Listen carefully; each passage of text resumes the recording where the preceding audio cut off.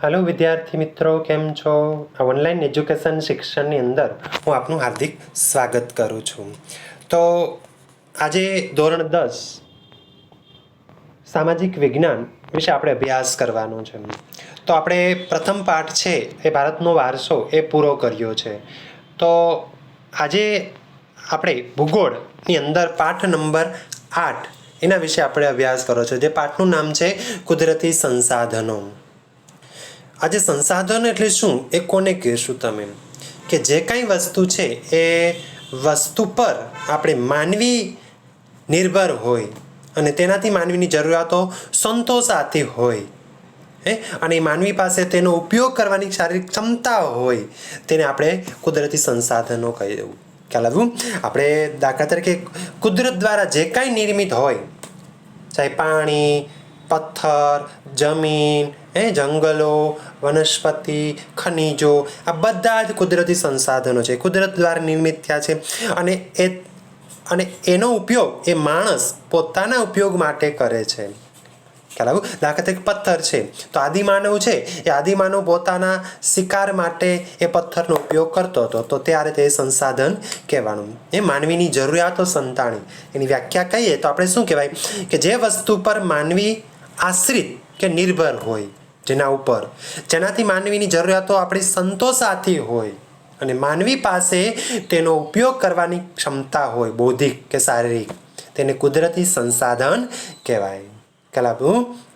એટલે એ રીતે આપણે જોઈએ આગળ એક પછી એક મુદ્દા જોઈએ. કુદરતી સંસાધન, પાઠ નંબર 8 કુદરતી સંસાધન. સંસાધન એટલે ખબર પડી ગઈ, કુદરત દ્વારા જે કાંઈ છે નિર્મિત અને એનો ઉપયોગ માનવી કરે એને આપણે કુદરતી સંસાધન કહેવાય. જોઈએ, સંસાધન દ્વારા માનવીની જરૂરિયાતો થોડા ઘણા અંશે કે પૂરેપૂરી સંતોષી શકાય. સ્વાભાવિક વાત છે. આજે કેના દ્વારા જરૂરિયાતો આપણે સંતોષી શકીએ?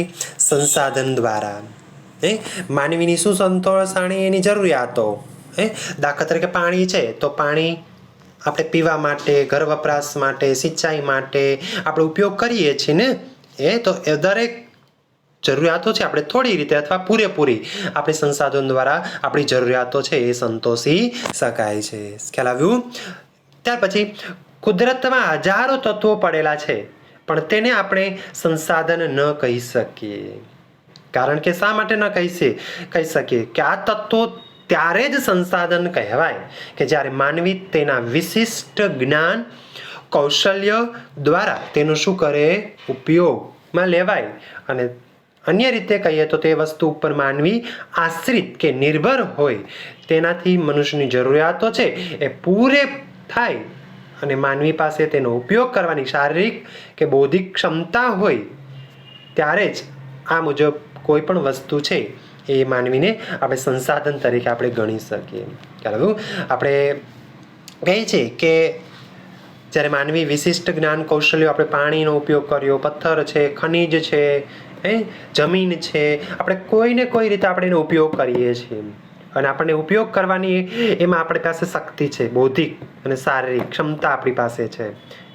અને એ જે જરૂરિયાતો પૂરી કરવા આપણે એ સંસાધનનો ઉપયોગમાં લેવાય ત્યારે તે સંસાધન બની જાય છે. શું થાય છે? ત્યારે તે વ્યક્તિ સંસાધન બને છે. જ્યાં સુધી આપણે માનવી છે એ કોઈ પણ કુદરતી પેદાશો છે, આપણે દાખલા તરીકે કહીએ કે ખનિજો, આપણે ઘણી બધી તત્વો છે આપણા પૃથ્વીના પેટાળની અંદર, તો આદિમાનવ છે આ ખનિજનો ઉપયોગ ન કરતો તો ત્યારે તે સંસાધન નહોતું કહેવાનું. પેટ્રોલ, ડીઝલ એનો ઉપયોગ થતો નહોતો તો ત્યારે તે સંસાધન નહોતું. પણ આજનો માનવી છે એની ઉપર શારીરિક કે બૌદ્ધિક ક્ષમતા છે એનો ઉપયોગ કરવાની, એને કઈ રીતે વપરાશ કરવો, તો ત્યારે એ વસ્તુ એ શું બની? સંસાધન બની કહેવાય. ખ્યાલ આવ્યું? એટલે જ્યારે માનવી એનો ઉપયોગ કરતો થાય શારીરિક રીતે કે બૌદ્ધિક રીતે અને એની જરૂરિયાતો સંતોષાય ત્યારે દરેક વસ્તુ છે એ શું બની જાય છે? સંસાધન બની જાય છે.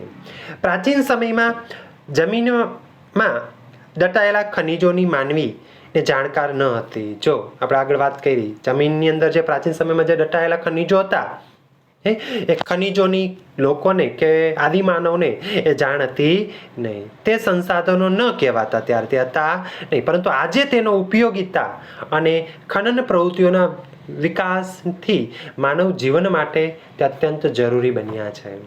આજના સમયમાં આ બધું જ એની ઉપયોગિતા વધી ગઈ, ખોદકામ વધી ગયું, ખનન પ્રવૃત્તિઓ થવા લાગી અને દિવસે ને દિવસે આ ખનિજોનો વિકસાવવાની માનવ જીવન માટે અત્યંત જરૂરી બન્યા છે. તેથી કુદરતી સંસાધનમાં ઉપયોગિતા અને કાર્ય કરવાની યોગ્યતા આ બંને ગુણધર્મો હોવા જરૂરી છે, તો જ એ સંસાધન ગણી શકાય. કેમ? એની ઉપયોગિતા શું છે, જે સંસાધન છે. દાખલા તરીકે પથ્થર છે તો પથ્થરનો ઉપયોગ શું, પાણી છે તો પાણીનો ઉપયોગ શું, ખનિજ છે તો ખનિજનો ઉપયોગ શું.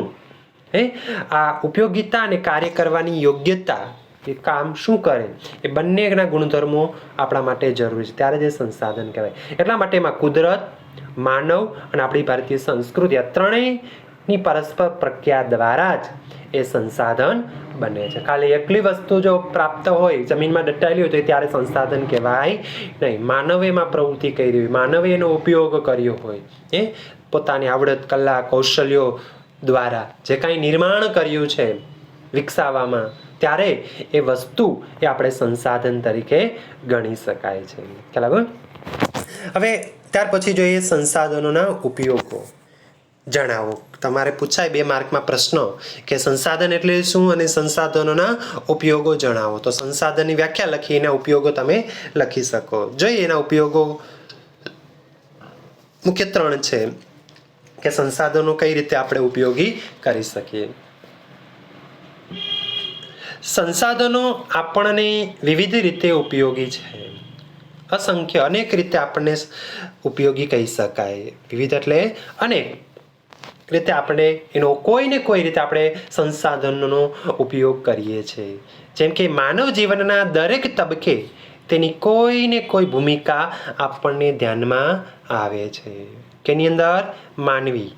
માનવ જીવનના દરેક તબક્કે, દરેક બાબતોમાં આપણે સંસાધનનો ઉપયોગ કરીએ છીએ. કોઈક ને કોઈ આપણી કાર્યપ્રણાલી, આપણી ભૂમિકા એ સંસાધન પ્રત્યે જોવા મળે છે. ખેતી પ્રવૃત્તિથી લઈ કે ઉદ્યોગ પ્રવૃત્તિ સુધીની તમામ પ્રવૃત્તિઓ છેલ્લે પ્રત્યક્ષ કે પરોક્ષ રીતે કેના ઉપર આધાર છે? કુદરતી સંસાધનો પર જ અવલંબે છે, એના ઉપર જ આધારિત છે. તેથી તેના ઉપયોગો વિશે વધારે વિગતો નીચે જોણી. આજે જો ખેતી, જમીન એ કુદરતી છે, પાણી એ કુદરતી છે ને, તો આપણે એનો ઉપયોગ કરીએ છીએ સંસાધનનો. તો ખેતીથી લઈ ઉદ્યોગ, આજે ઉદ્યોગ છે જેની અંદર ઉદ્યોગ કેનાથી જ ચાલશે? માણસ એક સંસાધન છે, એનો પણ આપણે ઉપયોગ કરીએ છીએ. એમાં યંત્રો પણ એક સંસાધન છે, આપણે એને સ્વરૂપ આપ્યું ને શારીરિક, એનો ઉપયોગિતા કરી આપણી કળા કે આવડત દ્વારા. એટલે ખેતીથી લઈને ઉદ્યોગી પ્રવૃત્તિ સુધી તમામ જે બધી જ પ્રવૃત્તિ છે, પ્રત્યક્ષ રીતે કે પરોક્ષ રીતે, આ બધી જ બાબતો કેના ઉપર અવલંબે છે? કુદરતી સંસાધનો પર આપણે અવલંબે છે. તેથી એનો એક પછી આપણે એનો ઉપયોગ કરતા જઈએ. કે સંસાધન ખોરાક તરીકે ઉપયોગી. આપણે કહીએ છીએ કે સંસાધન ખોરાક તરીકે શું ઉપયોગી છે? આપણે જો કુદરતી સંસાધન છે તો આપણે ખાવા માટે, ખોરાક માટે પણ એનો ઉપયોગ કરીએ છીએ. જો માનવીની ખોરાકની જરૂરિયાત વિવિધ સંસાધનોમાંથી જ પૂરી થાય છે. આપણે જે કંઈક ખોરાક લઈએ છીએ એ એક શું છે? સંસાધન જ છે.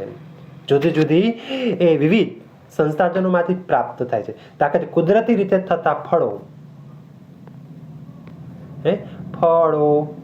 ખેતી દ્વારા સાપડતા વિવિધ ખાદ્ય પાકો, પાલતુ પ્રાણીઓ દ્વારા થતી દૂધની બનાવટો, માંસ, જળાશયમાંથી મળતા માછલા અને અન્ય જળચરો અને મધમાખી, આપણે કહીએ છીએ ને કે જે કાંઈ વનસ્પતિજન્ય ફળો, કૃષિલક્ષી વિવિધ ખાદ્ય પાકો, પાલતુ પ્રાણીમાં દૂધ અને દૂધની બનાવટો, માંસ, જળાશયોમાંથી મળતા માછલા અને અન્ય જળચર પ્રાણીઓ અને મધમાખીએ બનાવેલું સરસ મીઠું મધ વગેરે પદાર્થો માનવી તેનો ખોરાક તરીકે ઉપયોગ, આપણે બધા ખાઈએ છીએ ને, તો આ બધા કુદરતી સંસાધન છે. મધ આપણે બનાવ્યું, દૂધ છે આપણે બનાવ્યું, ફળ આપણે બનાવ્યું, ખેતીની અંદર પાક પાકેલા છે આપણે પકાવ્યા.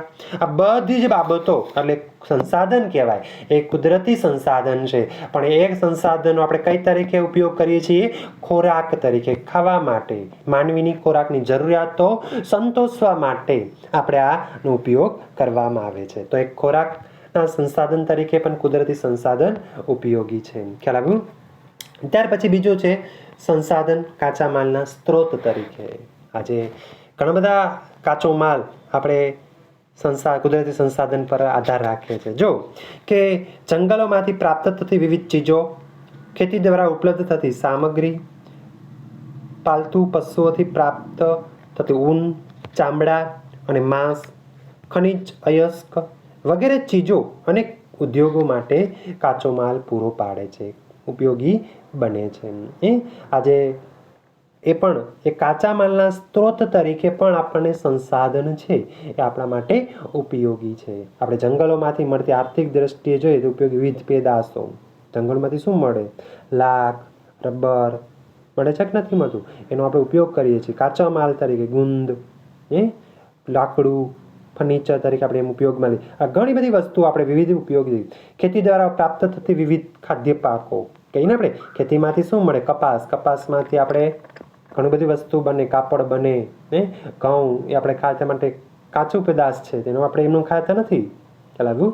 એટલે ખાદ્ય પદાર્થો પણ એના માટે ઉપયોગી છે. સિંગફા તેલ આપણે કહીએ છીએ ને, કાઢીએ છીએ, એ કાચો સ્ત્રોત કહેવાય, એ આપણે ઉપયોગમાં લઈએ છીએ, એ પણ એક સંસાધન તરીકે આવે.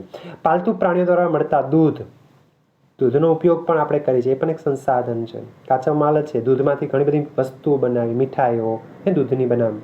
પછી માંસ, પશુઓનું ઊન અને ચામડા ઘણી બધી વસ્તુઓ બને. પોકેટ, બેલ્ટ, ચામડાની વસ્તુ, આ ઘણી બધી સેન્ડલ, ચંપલ, તેમજ અને ખનિજો. પૃથ્વીના પેટાળમાં ઘણા બધા ખનિજો છે. સોનું, ચાંદી અને ઘણા બધા વગેરે ઉત્પાદકો અનેક ઉદ્યોગોની અંદર એ કાચા માલના સ્ત્રોત તરીકે ઉપયોગી છે. કાચા માલના ઉદ્યોગો માટે આ સંસાધન છે એ ઉપયોગી કહી શકાય. ખ્યાલ આવ્યું?